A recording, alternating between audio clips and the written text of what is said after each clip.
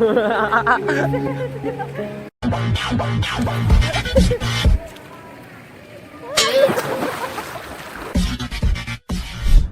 guys, what's up? Thanks for watching.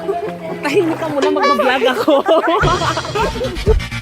Hey guys, thank you so much for watching. This is your vlogger, Jonathan Rabura. And thank you so much pala sa mga subscriber ko and also to those are people watching my videos regularly sa YouTube channel kong ilovetansyong.com TV. I love Tansyong TV. Thank you so much for subscribing. So ngayon, pag-usapan natin ngayon, bakit okay lang kung magiging single? So no drama. No drama. Paano maging single? Give it to me, I'm worth it. Let me teach you how to be single. Napanood din natin ang video at ang movie na How to Be Single. Pag-usapan natin ngayon ang buhay ng isang single. Bakit nga ba maraming tao na masaya kapag single? Isa na ako doon. Isa na ako doon. Isa na ako doon.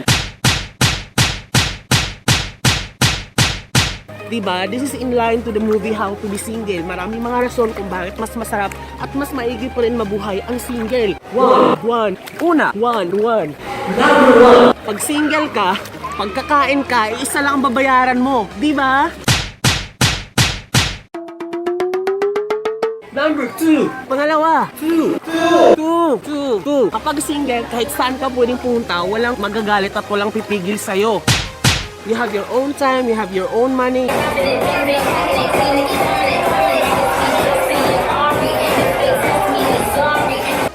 Lahat nasa sayo na walang kukontrol at ikaw magmamanage yung sarili mo. Kapag single ka, pwede kang mag-bar, pwede kang mag-swimming, pwede kang mag-gimmick na walang pipigil sa'yo, walang magtitext sa'yo, walang magagalit sa'yo. Diba?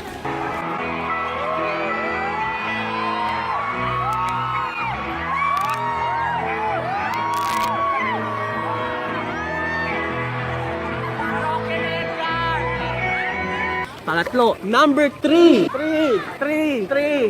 Usapang single pa rin. Usapang single pa rin. All the single ladies. Kapag single ka, you can afford meeting a lot of random people from different walk of life. Diba?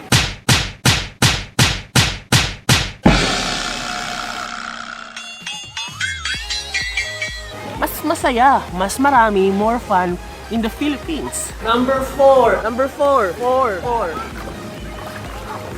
Kapag single ka, hindi ka na mag-isip pa ng pang-load mo para ma-text ang boyfriend o girlfriend mo at i-update ang boyfriend mo at ang jowa mo. Diba? O diba? Number 5. Pag single, ma-realize mo ang worth ng sarili mo. Without any having hesitation nga gawin to kasi may pagbabawal. Mas masarap pa rin ang single kasi mas ma-realize mo ang worth ng sarili mo.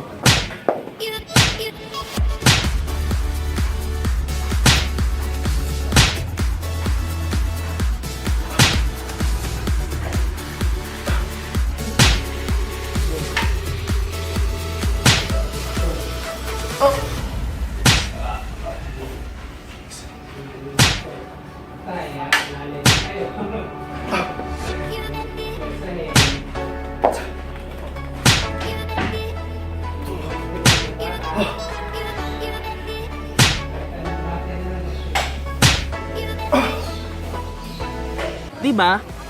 So thank you so much guys. Pretty sure mas marami pa kayong reason bakit mas masaya pa rin ang pagiging single kaysa sa pagkakaroon ng boyfriend o girlfriend. So kung meron kayong mga reason pa, just comment down below.